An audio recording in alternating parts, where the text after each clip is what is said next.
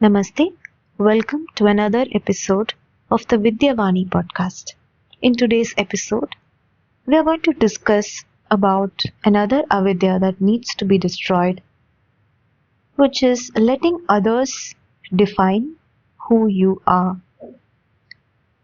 It's very important to understand that a definition of who you are should only come from two mirrors. One is your own conscience, your Atma Sakshi,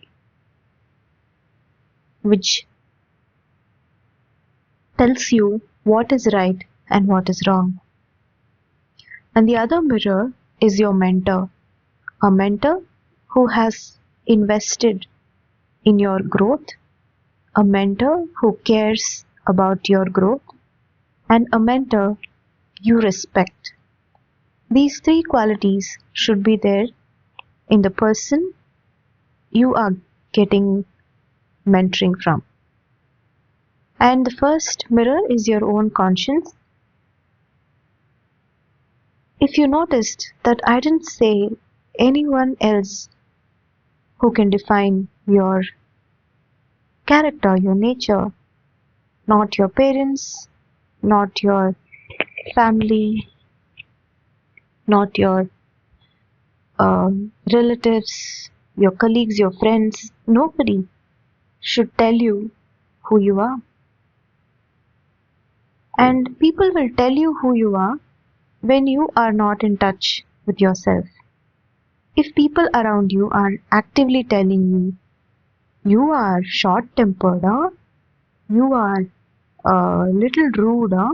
You are uh, you are not that smart, okay? No, you are not that intelligent, okay? Uh, you're not that beautiful as much as you think you are, okay? So these kind of things people just throw around trying to define us, okay? Even our family would say like, yeah, you are a little bit lazy only.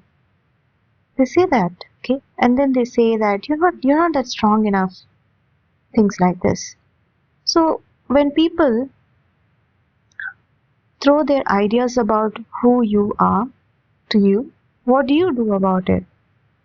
As women, we are highly sensitive to our environment, and especially if you are in the outlook of I want to grow, I want to be better, then you constantly look for ways to get better.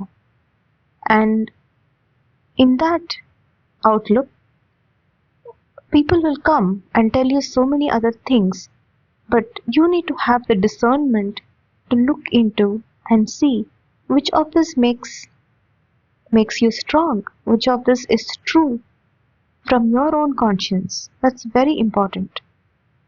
Otherwise, what will happen is you will collect ideas about you which are contradictory in nature.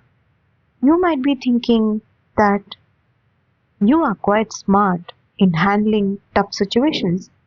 You are quite calm in terms of when some shit hits the roof. But your family would say that you are not sharp enough. Your family would say that you are naive. Okay? So now you have contradictory ideas about yourself. Which one are you going to believe about yourself? And whatever you believe, either it builds your energy or it drains your energy. So you have to choose, and always choose the one that builds your energy. Then it becomes your vidya.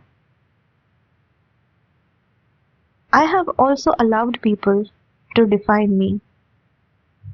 I have allowed people to tell me if I'm worthy of something or if I'm unworthy of something. And I have carried it in me for a long time until I try to get out of that. I want to be big enough to be worthy of something. I want to grow big. I want to be able to do bigger things. But these ideas of external ideas that people gave of me stopped me from growing. It stopped me and it made me question that if I want to grow big, but people said that I am not worthy of this, then how can I grow? When this question had come in my head, that's when I realized that do I believe it's true that I'm not worthy of something? Who told me that? When I looked into it, I could not resonate with it at all. That's not me. Okay? So the moment I said that's not me, I am that person who wants to grow. That's who I am. I'm not all of these things. So the day you say, I'm not this, and you say no to all the ideas that was fed to you about yourself, that's when you are going to get your authenticity back. Your authenticity is the biggest energy frequency you can be in. When you are authentic, people are gonna like you, people are gonna respect you, and you're gonna get yourself a lot of new opportunities, and you are going to shine in whatever things you do when you are authentic. And that authenticity comes only when you have said no to every other idea of who you are was fed to you, and you say yes only to the beliefs, the knowing of who you are comes from within you and comes from your mentor. That's it.